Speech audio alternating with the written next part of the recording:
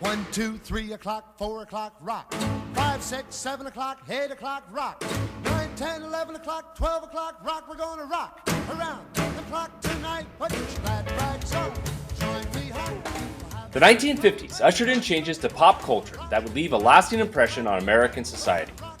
The first of these changes was the advent of television. Television was by far the biggest technological marvel of the 1950s. In 1950, only 9% of American households owned a TV. By 1960, 90% owned a television.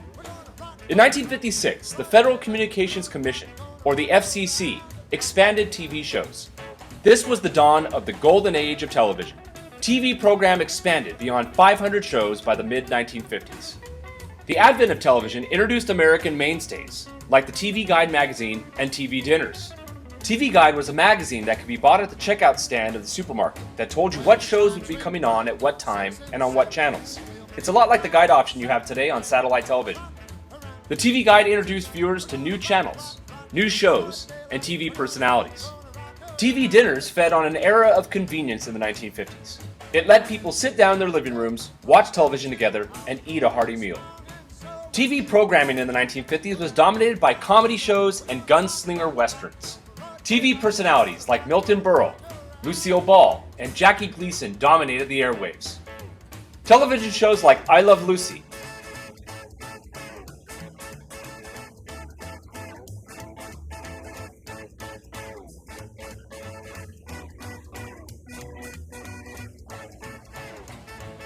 Gunsmoke, and The Honeymooners were the most popular of the day. Let's just not discuss it anymore. We won't discuss it anymore. Your mambo days are over. You want to wiggle over to the stove and get my stuff. Soon, nightly news reports, variety shows, and children's shows aired. Shows like The Mickey Mouse Club, The Ed Sullivan Show, A big show, a real big shoe, with Elvis Presley headlining tonight. Promise.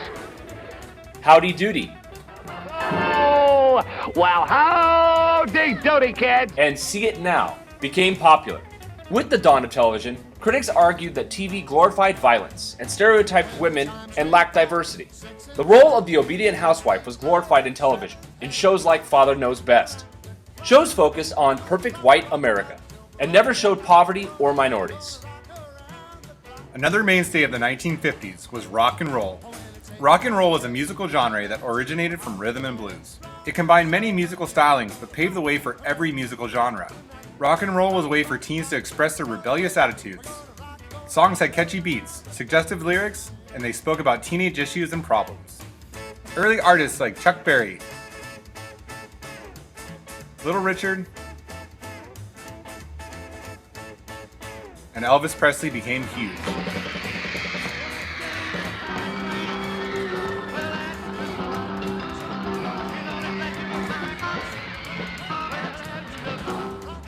Affluent teens bought up rock albums, and they requested songs on the radio over and over. Constant TV and radio exposure helped bring rock and roll into the mainstream. While most rock and roll artists of the 1950s were African American, the main consumer of the music was white America. Another aspect of 1950s culture was the beat movement. Combined with rock and roll, it was another avenue for 1950s teens' nonconformity. And it centered in San Francisco, Los Angeles, and New York, and it was made up of young poets, musicians, and writers. Known as beatniks, they expressed an open form of protest against mainstream values. They read poetry aloud in coffee shops, and they resisted materialism and authority. Adults condemned rock music and the beats as destructive to society. They believed that both movements would lead to teen delinquency and immorality. They frowned on the movement's use of drugs, sexual suggestion, and liberalism. The 1950s also gave rise to the American car culture. 1950s consumerism, leisure time, and suburban life led to a love affair with cars that lasts even to today. Every family in the 1950s had to have a car for status, transportation, and travel. Big, flashy, and powerful cars were desired. Drive-through restaurants developed. Drive-in theaters were built. And teens began cruising on Friday nights down the main boulevard. Cars also changed American lifestyles. Families took cross-country trips in their cars and went anywhere they wanted at any time. Cars in the 1950s gave American families a liberty that they had never experienced before. New suburban homes were built with garages and driveways for the family car.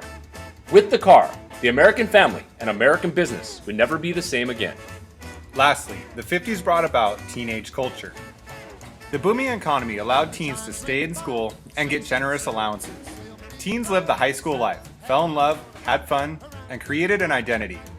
Teens went steady, dated, lived the dream of high school, and had fun. The big school event was a sock hop. Every Friday night, teens would get together in the school gym, take off their shoes, and dance the night away.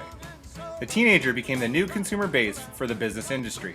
Ads targeted teen attitudes and images to sell soft drinks, music, makeup, and clothes. Movies glamorized the teen rebel, high school relationships, and rock and roll. The most famous example of teen rebellion in the 1950s was the actor James Dean.